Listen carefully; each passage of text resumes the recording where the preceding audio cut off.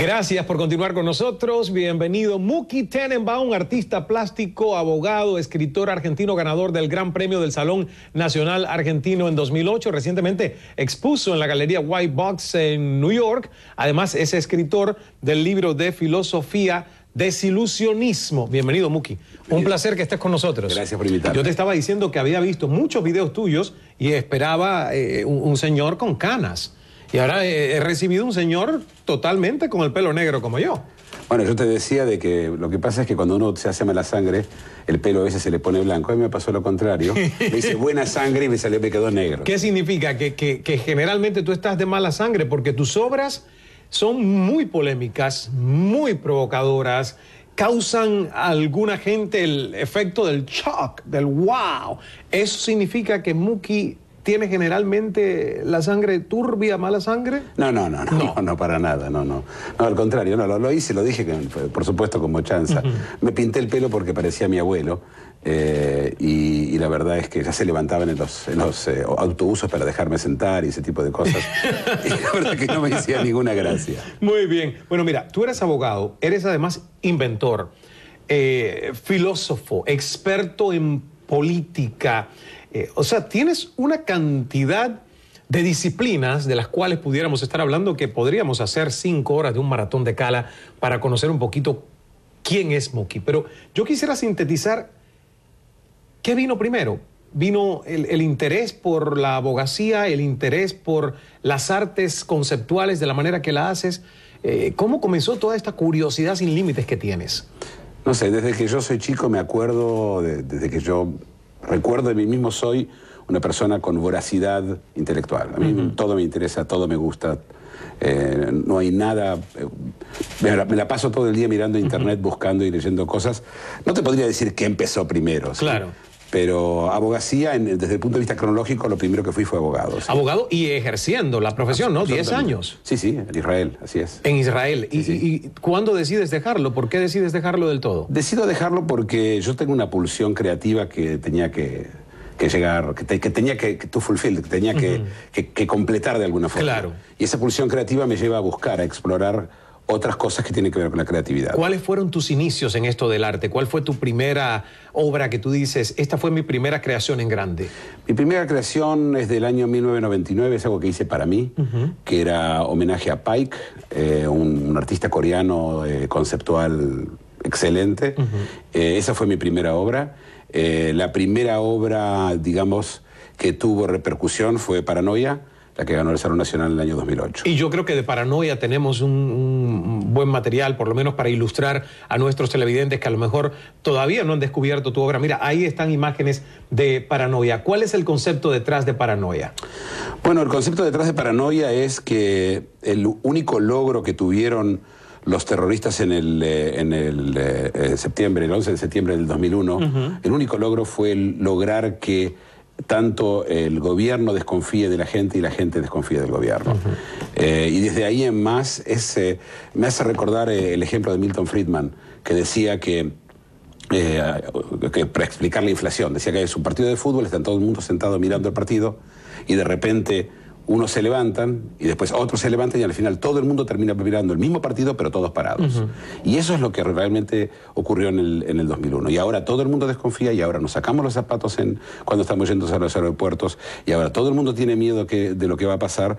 Y ese es el logro de los terroristas, y no en vano se llaman terroristas, ¿sí? Claro. La palabra terror, por Exactamente, supuesto. porque han impuesto el terror. Así Pero es. yo creo que tú has impuesto que tu arte y el concepto de artista, cuando se habla de Muki Tenenbaum, se refiera a la creatividad de las ideas, no necesariamente al que ejecuta esas ideas. Porque yo tengo entendido, por ejemplo, que tú creas el concepto de la obra, pero no necesariamente participas tú directamente tomando la fotografía o, digamos, haciendo las esculturas. No, son solo las ideas, el concepto. Bueno, ese es arte conceptual. La idea es exactamente eso. Es el concepto, yo hago el concepto y luego tengo gente con la que trabajo que lo lleva a cabo.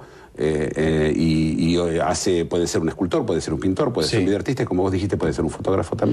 ¿Es un arte efímero o tú crees que no es efímero? Bueno, todo arte es efímero porque al final desaparecerá, pero lo de efímero, algunas de mis obras son efímeras, como las marchas que yo hago en las calles. Exacto. Y la meta es siempre la misma, es crear un contraste. Nosotros vivimos una vida de rutina, en la que todo es igual.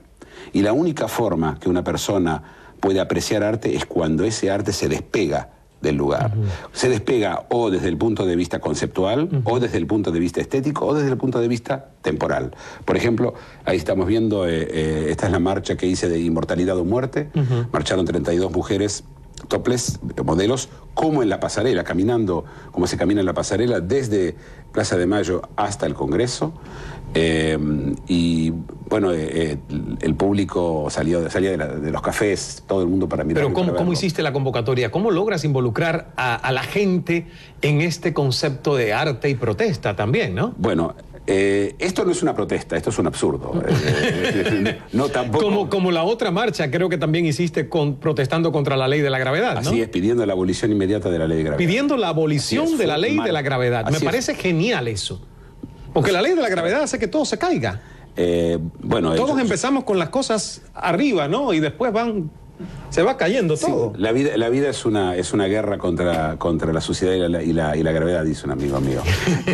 Sí, lo que pasa con la ley de gravedad, lo que pasó fue muy curioso, porque nosotros marchamos hacia el Congreso con 50 personas, y esas 50, y cuando llegamos al Congreso sale un policía, que es el jefe de la policía, y me anuncia que el Congreso no va a tratar esa ley ese día, que por qué estamos ahí. Por ejemplo, una señora dijo, en Miami no hay ley de gravedad. Cosa que te confirmo que sí hay, acabo de llegar y realmente traté de flotar y no pude. La ley. Y te dijo una señora que aquí no había ley de gravedad. No, me lo dijo en Buenos Aires. En Miami no tenemos esa ley. Ah, mira. Pero lo interesante es que cuando vos salís con el absurdo a la calle, cuando vos traes el arte a la calle, la gente se siente agasajada. La gente piensa, la gente se siente que es parte y no necesita ir al museo para poder ver arte. Deja de ser algo elitista y se convierte en algo que el arte llega a vos, en vez de vos llegar al arte. ¿Pero tú crees en la validez de los museos como instituciones culturales o eres de los que realmente no? No creo que el tema sea demasiado importante. Yo creo que bueno, porque por ejemplo, hay gente que dice cuando vayas a algún país, realmente no veas cultura muerta en los museos. Hay ese tipo de turista que no apela a la historia y a los museos. No, yo voy a museos. Tú sí, ¿no? Sí, yo voy a museos, me gustan los museos, me gusta la Tate en Londres mucho. Claro. Me gusta el MoMA en Nueva York. A mí los museos me parecen muy importantes, pero son para una élite, son para solamente la gente que va a museos. Claro. Hay mucha gente que no va porque le tiene miedo, porque no le interesa, porque no tiene miedo de aburrirse, porque no va a entender lo que va a ver. Y cuando uno le trae el arte a la calle, uno ve la alegría de la gente y bueno, ese es yo creo que es una asignatura pendiente nuestra de los artistas de traer el arte a la calle. Y tú has traído no el arte a la calle, sino el arte a Cala, porque nos has traído una de tus piezas. ¿De cuál se trata? Esta obra, no sé si acá se ve bien, se llama Padre, Padre, ¿por qué me abandonaste? Esta es una obra que está inspirada en los sucesos durante la Segunda Guerra Mundial, cuando el Papa Pío XII, Pacelli, no hizo absolutamente nada para salvar ni a los 6 millones de judíos, ni a los medio millón de gitanos, ni a los homosexuales, ni a todos los otros disidentes, haciendo una sola cosa tan simple como excomulgar a todo católico que coopere con los nazis. La mitad del ejército nazi eran católicos. Este mismo Papa en 1948, terminada la guerra, amenaza con excomulgar a cualquiera que vote al Partido Comunista en Italia. Y bueno, estas fueron las palabras que dijo Jesús en la cruz, ¿no? Este es un objeto, es una estatua. Por ejemplo, esta obra, ¿dónde la guardas? ¿Está en tu casa? ¿Se exhibe cuando tú haces algún tipo de exposición?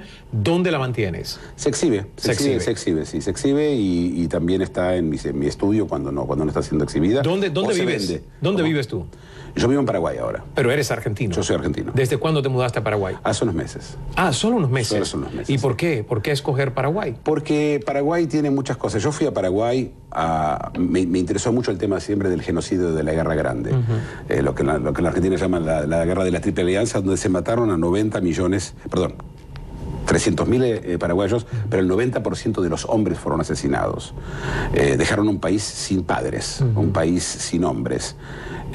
Y me interesó. Fui a ver qué es el resultado 100 años después, 150 años después de eso. Y me enamoré del país. Me gusta la gente. Qué bien. Bueno, pues me queda como asignatura pendiente visitar Paraguay, que aún no lo conozco. Hacemos una pequeña pausa en la conversación con Muki. Cuando regresemos quiero que nos hable de su filosofía. Este libro está súper divertido. Hay cosas que no pudiera leer en televisión, pero me voy a atrever a preguntarte una de que me llamó mucho la atención. Desilusionismo. Pero primero las noticias, minuto y medio y ya estamos de vuelta.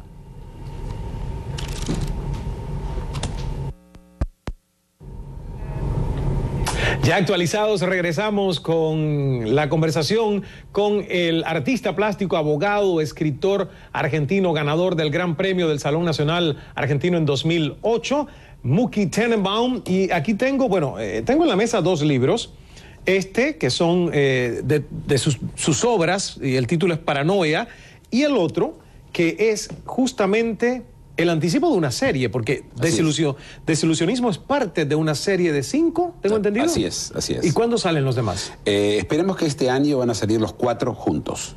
Los otros cuatro juntos. ¿Y esto es un proyecto filosófico tuyo? Sí, esto es una filosofía mía. Una filosofía, claro, así porque es lo que piensa Muki de muchas de las cosas de la vida cotidiana. Así es, así es. Muy bien. ¿Y cuánto tiempo te ha tomado crear esta filosofía propia?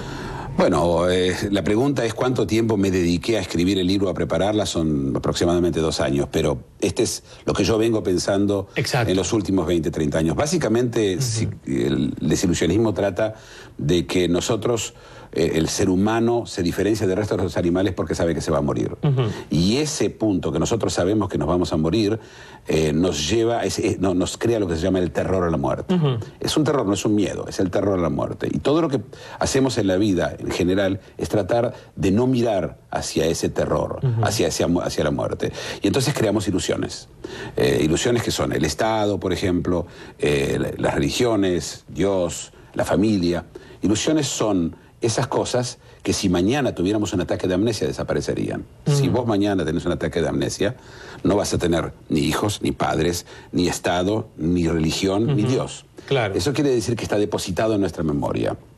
Y tú dices acá en el libro, este libro está dedicado a la única persona que ha estado conmigo siempre, para bien o para mal, en el placer y en el sufrimiento, y sin la cual este libro no habría existido. Yo. Así es.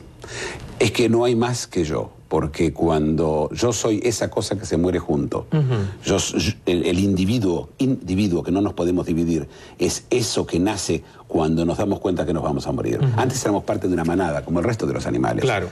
Ahora nace el individuo, y de ese choque, de esa puja entre la manada que todavía seguimos teniendo adentro y del individuo, nace nuestra civilización, nace de lo que somos. ¿Me puedes leer, por ejemplo? Pues yo no sé si no tengo anteojos. No tienes anteojos, pero te sabrás esta línea de memoria cuando tú dices, mi único problema es que Dios es un tonto. Sí, no dijiste la palabra. Dije la palabra pelotudo. Dijiste la No sé si se podía decir acá. Ya la dijiste, pero en Argentina es una mala palabra. Y después además dice, déjenme deletrearlo, Dios es un udo. ¿Por qué? ¿Cómo a la gente que puede leer este libro y que cree en Dios, tú crees que le va a caer que tú digas esa frase? Porque lo tratan como si fuera así. Lo tratan como si fuera así. Porque lo tratan como si fuera así. Porque si Dios existiese, las cosas que la gente hace para tratar de engañarlo, de esconderse de él, es simplemente nuestro terror a la muerte tratando de crearnos algo que sea inmortal. Porque hay 2 formas de ser inmortal, Cala. Vivir para siempre, esa es la posibilidad número 1 que por supuesto no podemos, o el que se muera no sea yo. Y entonces, yo no soy yo, es el Estado, yo soy parte de un gran Estado, mi alma va a ir al cielo, tantas formas de inmortalizarme, y todas son por supuesto muy patéticas, porque al final la muerte va a llegar y no nos va a dejar absolutamente nada. Pero el tema de que cuando yo digo que Dios es un pelotudo, lo hago porque, tanto como en general hago mis obras, para provocar, para que la persona que está leyendo se sienta a ponerse a pensar qué quiere decir creer en Dios. Vamos a hacer una pausa, nos vamos a publicidad. Yo les recomiendo, si les gusta una lectura que les ponga a pensar y les trate de volcar la mente al revés, de una manera muy interesante e inteligente, que compren Desilusionismo y luego nos dices dónde lo pueden comprar. Regresamos enseguida. No se nos vaya.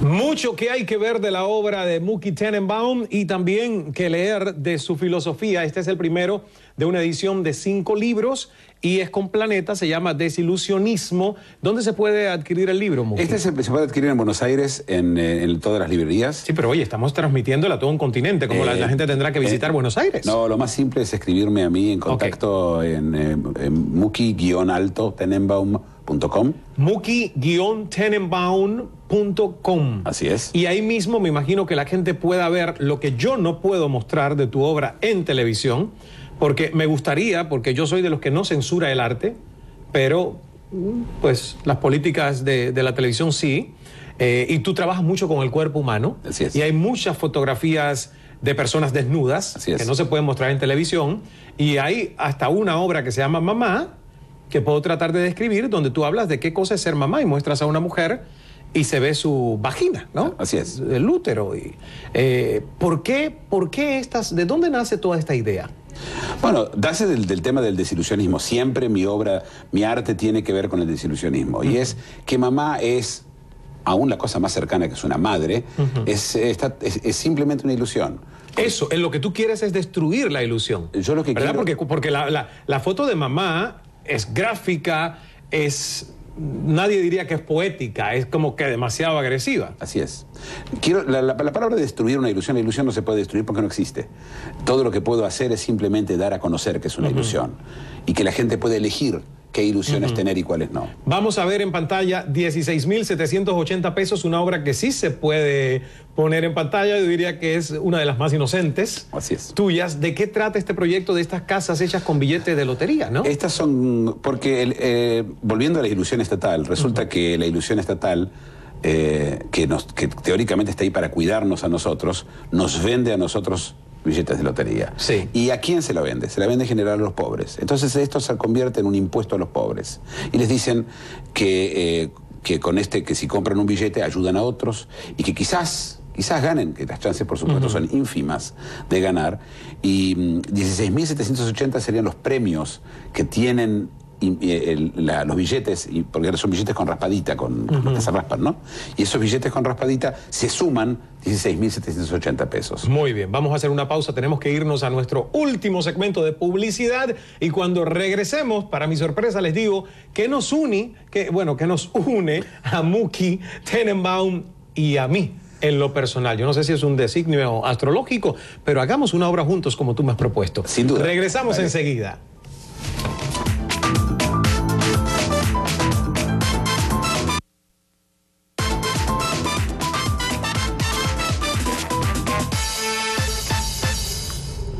Gracias a Rodrigo Corbalán, dice excelente cala desde Paraguay, muchísimas gracias. Y bueno, Mookie, nos queda muy poco tiempo, pero hay una de tus obras que también tenemos nosotros en imágenes, Placebo. ¿De qué trata?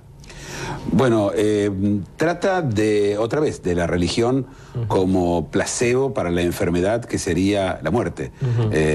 Todo lo que trata. ¿Qué es un placebo? Placebo es un remedio imaginario para una enfermedad imaginaria. La muerte no es una enfermedad, la muerte es una certeza. Y lo que vemos ahí es a una mujer inyectándose como si fuera una droga al crucifijo, ¿no? A la religión. Sin dudas provocador como mucho de tu trabajo. Última palabra, una reflexión a nuestro público, Mookie. Bueno, la vida la vida nuestra estamos clavados en una cinta transportadora. Esta cinta transportadora no se puede hacer andar más rápido, no se puede hacer andar más lento, no se la puede parar. Allá al final hay un cartel que dice, muérete tonto. Pero en la mano, mientras tanto, hay un helado que se derrite. Y la vida es una sola cosa. Lámelo o piérdelo. Muy bien. Lámelo o piérdelo. Así es. Tú estás lamiendo el helado. Así es, todo lo que pueda. Yo también. Yo también. Muchísimas gracias por estar con nosotros. Gracias. Muki, vamos a preparar nuestro trabajo juntos. Dale. Y sorprender al mundo. Desde ya, vamos para adelante. Muki Tenenbaum, ustedes pueden encontrar sus libros, por supuesto, su libro de arte y también su libro Desilusionismo de Filosofía, que es el primero de 5. Me despido recordándonos que el secreto del buen hablar es saber escuchar. Hasta la próxima.